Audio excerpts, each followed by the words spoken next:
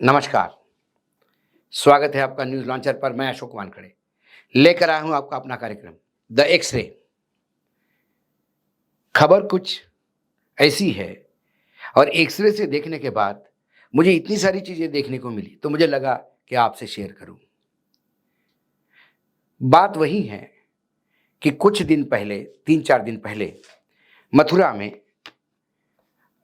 राष्ट्रीय स्वयंसेवक संघ की अखिल भारतीय कार्यकारी मंडल की 2 दिवसीय बैठक हुई। उस बैठक के बाद मीडिया को संबोधित करते हुए दत्ताजी होसबोले, जो नंबर 2 पोजीशन पे है संघ में, उन्होंने जो कहा, उसके बारे में विस्तृत चर्चा हो चुकी है। लेकिन मुख्यमंत्री आदित्यनाथ का मथुरा जाना, ये सामान्य बात है, क्योंकि किसी किसी भी भाजपा शासित प्रदेश में यदि संघ का कोई कार्यक्रम होता है, तो मुख्यमंत्री बाकायदा हाजिरी लगाता है।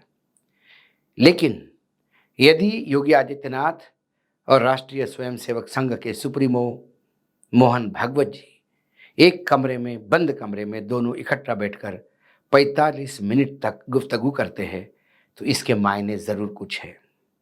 ये सामान्यतः शिष्टाचार की भेंट नहीं थी। शिष्टाचार की भेंट 25 लोगों के बीच में होती है, फूलों का आदान-प्रदान होता है, चाय होती है, एक दूसरे को स्वागत करके निकला जाता है। लेकिन 45 मिनट बंद दरवाज़ों के पीछे गुफ्तगू। उसके बाद बहुत सारी खबरें बाहर आई।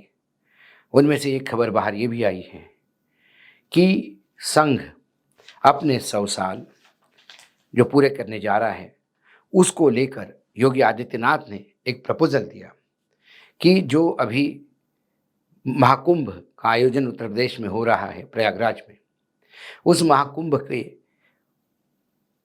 उत्सव पर ही संघ भी अपने 100 साल पूरे करेगा और महाकुंभ और संघ का 100 साल यदि इकट्ठा सेलिब्रेट किया जाए, तो एक नई शुरुआत, बड़ी शुरुआत करने की एक पूरा प्लान योगी आदित्यनाथ ने राष्ट्रीय स्वयंसेवक संघ के सुप्रीमो के सामने रखा। उन्होंने कहा कि आपकी जो 5 प्रतिज्ञाएँ हैं, वो 5 प्रतिज्ञाएँ वही हम उसी कुंभ के मेले में, जहाँ हम समस्त हिंदू अलग-अलग संगठन पूरे कुंभ मेले में आयोजित मेले में सब इकट्ठा हो जाते हैं, उन्हीं को जोड़ने का प्रयास करेंगे। एक बात और योगी आदित्यनाथ की तरफ से कही गई, जो चर्चा में है, वो ये कि कई ऐसे हिंदुत्व को मानने वाले हिंदू कई ऐसे संगठन हैं। इसी बैठक में योगी आदित्यनाथ ने एक और प्रपोज़ल रखा। समस्त भारतवर्ष में कई ऐसी जनजातियाँ हैं, जातियाँ हैं, कई अलग-अलग सेक्ट हैं कि जो हिंदू तो है, लेकिन कुंभ में नहीं आते। उसको, इस कुंभ को जोड़ के एक वाइडर बड़ा कैनवास हिंदुत्व का करने का प्रयास उन्होंने किया।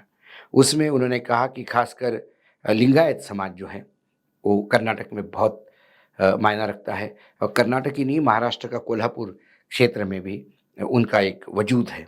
तो उन्होंने कहा कि वहाँ के लिंगायत जो कभी कुंभ में नहीं आता, लिंगायत को विश्वास में लेके उनको इनवाइट किया जाए, उन्हें बाइज़्ज़त कुंभ में शरीक किया जाए, ताकि वो भी इस महाकुंभ का भाग हो। कुल मिलाकर लिंगायत को फिर से हिंदुत्व के, लिंगायत वैसे ही हिंदू है, लेकिन जो हिंदुत्व बीजेपी मानता है, उस हिंदुत्व के अम्ब्रेला के नीचे लाने के लिए लिंगायत के लिए प्रयास कर रहा है। कुछ केरल के समुदाय हैं जो नहीं कुंभ में अभी तक आते या कुंभ से दूर रहते, उनको कुंभ से जोड़ा जाए। महाराष्ट्र में भी एक कार्वी करके है, समुदाय है कि जो कुंभ में नहीं आता, उसको भी कुंभ से जोड़ा जाए और एक हिंदुत्व का कैनवास, एक नई परंपराएँ शुरू करके एक वाइडर हिंदुत्व का कैनवास किया जाए। जो बार-बार योगी आदित्यनाथ कहते हैं कि बटेंगे तो कटेंगे, तो पहले न बटे इसके लिए सबको इकट्ठा किया जाए। सब इकट्ठा होंगे तब भी न बँटने की बात हो सकती है। इसके लिए वो संघ को तैयार कर रहे हैं और संघ ने, खासकर दत्ताजी होसबोले ने, जब बटेंगे तो कटेंगे इस पे मुहर लगाई, इसका मतलब संघ ने वो लाइन एंडोर्स कर दी है। अब इसको जब मैं एक्स-रे से इस सारी चर्चा को देखता हूँ, तो मुझे बहुत कुछ दिखाई देता है। अब आप याद कीजिए, जब योगी आदित्यनाथ पहली बार मुख्यमंत्री बने उत्तर प्रदेश से, उस संघ के आशीर्वाद से बने। लेकिन दिल्ली को लगा चलो है संघ का आशीर्वाद, लेकिन इस भगवे को हम अपने कंट्रोल में कर लेंगे। जैसे कि बाकी राज्यों में रबर स्टैम्प मुख्यमंत्री है, लेकिन योगी आदित्यनाथ ने 5 साल नाक और चने चबवा दिए दिल्ली को। और दिल्ली जब दूसरा टर्म था, वो दिल्ली देने की स्थिति में नहीं था, लेकिन फिर संघ ने अपना पैर आगे, मतलब संघ ने अपना आदेश दिया और फिर योगी आदित्यनाथ को मुख्यमंत्री बनाना पड़ा। योगी आदित्यनाथ का सेकंड टर्म मुख्यमंत्री ये भी दिल्ली के गले नहीं उतरा। लगातार अमित शाह और योगी आदित्यनाथ के बीच में जो 36 का आंकड़ा है वो सारे दुनिया को पता है। इसी के बीच जब लोकसभा के चुनाव हुए और लोकसभा में उत्तर प्रदेश में बीजेपी का बहुत बुरा प्रदर्शन रहा, तो सारा ठिकरा योगी आदित्यनाथ पे फोड़ने का प्रयास किया गया। लेकिन योगी योगी ठहरे, योगी ने पूरा जो ब्लेम था वो दिल्ली पे किया, क्योंकि सारा काम दिल्ली ने किया था, योगी को तो कुछ पूछा नहीं था। जब हमको नहीं पूछा तो फिर आप कैसे करेंगे? तो फिर आने वाले 10 उपचुनाव जो अभी जिसका चुनाव चल रहे हैं उत्तर प्रदेश में, जिसको 20 तारीख का वोटिंग है, उसका पूरा लोड योगी आदित्यनाथ पे दिया कि आप ये 10 सीटें जीत के बता दीजिए कि आप बड़े नेता हैं। संघ भी उसके लिए काम कर रहा है। ऐसे में एक बड़ा तबका, उत्तर प्रदेश के ही दोनों उप मुख्यमंत्री, बाकी मंत्री, विधायक, एक ऐसा दौर आया लोकसभा चुनाव के नतीजों के बाद कि हर विधायक ये कहने लगा कि यहाँ कोई किसी की सुनता ही नहीं, अधिकारियों के चरण छूने पड़ते हैं, योगी आदित्यनाथ अपने हिसाब से चलते हैं, योगी आदित्यनाथ को बदलो। ये जो सूर है वो एकाएक ही खत्म हो गए। जो लोग योगी आदित्यनाथ को बदलने की बात करते थे, वो योगी आदित्यनाथ को उत्तर प्रदेश का महान मुख्यमंत्री बोलने लगे। कहीं ना कहीं स्क्रू जो है संघ ने टाइट किया। अब इस एक्सरे से एक कोने में मुझे एक नई डेवलपमेंट दिख रही है। क्या आने वाले समय में प्रधानमंत्री की कुर्सी के लिए लड़ाई और तेज होती है? वर्तमान में यदि भाजपा के सोर्सेस की बात करूं, तो संगठन और सत्ता दोनों अमित शाह के हाथ में है। नरेंद्र मोदी भी कई जगह अपने आप को असहाय समझते हैं। नरेंद्र मोदी अपना रिटायरमेंट ग्रेसफुली चाहते हैं, एक ऑनर के साथ चाहते हैं। उसके लिए संघ का साथ बहुत जरूरी है। संघ अमित शाह की जगह यदि योगी आदित्यनाथ को आगे करते हैं, तो मोदी योगी आदित्यनाथ को एंडोर्स करके कम से कम अपना रिटायरमेंट की व्यवस्था कर रहे हैं क्या? क्योंकि योगी को जिस हिसाब से संघ बढ़ा रहा है, उससे ये बात तो तय है कि कहीं ना कहीं मोदी भी योगी के फेवर में है या योगी का साथ देंगे। क्योंकि जब जीने मरने का सवाल है, तो फिर कोई किसी साथी का भला बुरा नहीं सोचता, अपनी जान सबसे पहले होता है।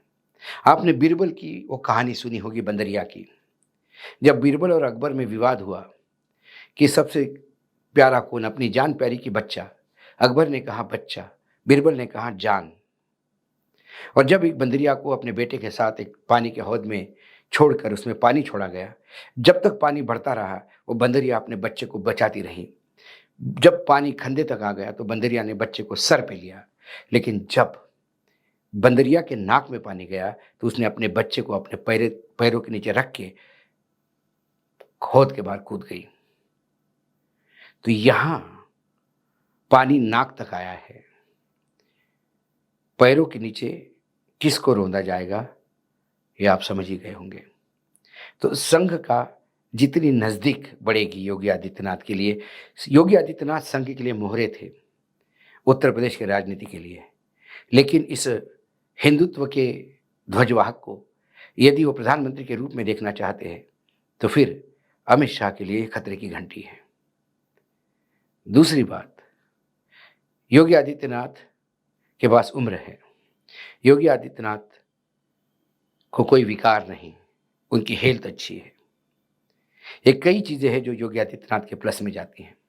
एक समय ऐसा भी था कि दत्ता जी हुज्जबल आए लखनऊ और अमित शाह जो जेपी नड्डा से मिले, लेकिन 2-3 साल पहले की बात है, लेकिन योगी आदित्यनाथ को नहीं मिल पाए, वो मिर्ज़ापुर के दौरे पर चले गए। लेकिन अब योगी आदित्यनाथ गोरखपुर में गए। जब गोरखपुर में संघ के सुप्रीमो गोरखपुर थे, तब खबरें थी कि मिले, कुछ कह देते नहीं मिले।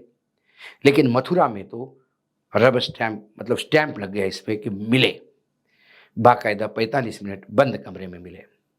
इस खबर को जब मैंने एक सिरे से देखा, तो मुझे कई चीज़ें देखने को मिली और एक कोने में एक नया डेवलपमेंट हो रहा है। वो डेवलपमेंट क्या?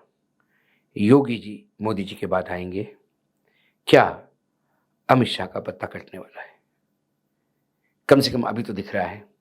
समय बलवान है, समय बदलते रहता है, चीज़ें बदलती रहती हैं। फिलहाल इस समय, इस घड़ी में जब मैं कैमरे के सामने खड़ा हूँ, मुझे जो दिखा वो आप तक लाया। आज इतना ही, कल फिर आऊँगा किसी विषय के साथ। तब तक के लिए नमस्कार। देखते रहिएगा न्यूज़ लॉन्चर।